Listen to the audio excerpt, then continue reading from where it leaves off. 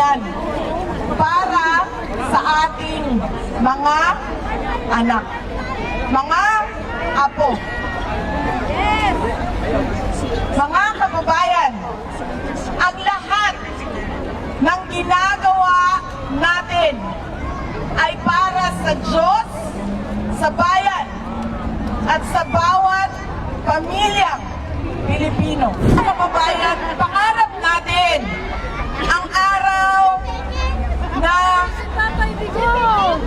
pwede tayong umuwi sa Pilipinas, mag-retire sa Pilipinas. Pangarap natin ang araw na kapag sinabi natin dito ako magtatrabaho dahil okay naman ang sweldo. Pag ikaw na presidente man, uwi kami! Hindi ito trabaho ng isang tao lang, ng dalawang tao lang, kundi trabaho ito ng isang sambayanan. Kailangan natin magtulong-tulong para na maibalik natin sa ating bayan ang tapang at malasakit.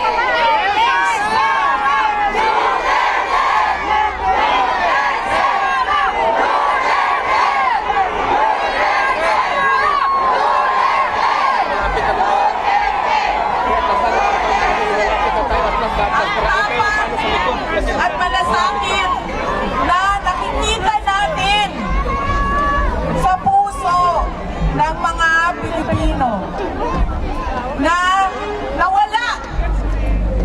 Hindi natin alam kung bakit, pero dapat alalahanin natin na ang bayan natin ay para sa ating mga anak. Dahil ano ba ang edad nating lahat na nandito ngayon? Maganda na. 60. 70. Ilang taon na lang ang naiwan sa atin? 20 years. 25 years.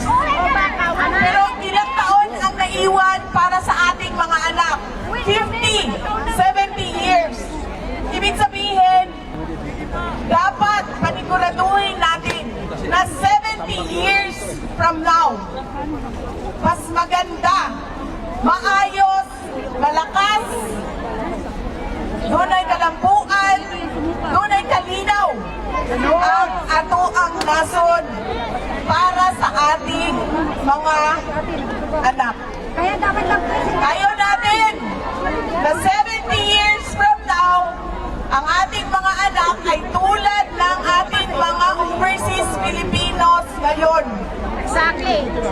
16 hours nagtatrabaho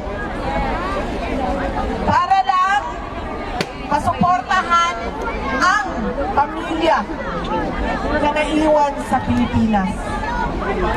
Mga kababayan, ibalik natin ang tapang at malasakit. Hindi siya trabaho ng isang tao lang.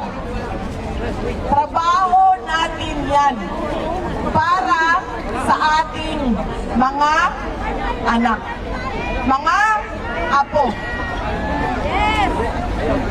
Mga kababayan, ang lahat ng ginagawa natin ay para sa Diyos, sa bayan, at sa bawat pamilyang Pilipino.